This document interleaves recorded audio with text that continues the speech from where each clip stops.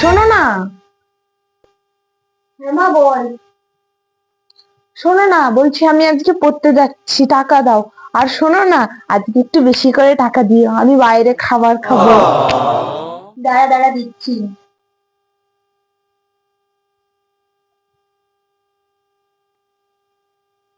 এই,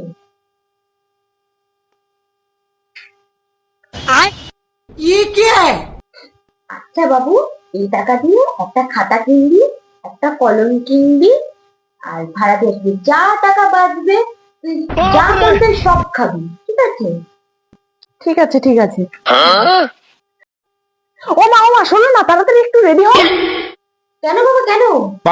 আরে এই 10 টাকা থেকে যে কত টাকা বাঁচবে, শোনো না, সেই টাকা দিয়ে তুমি আর আমি দুবাই থেকে ঘুরে আসবো।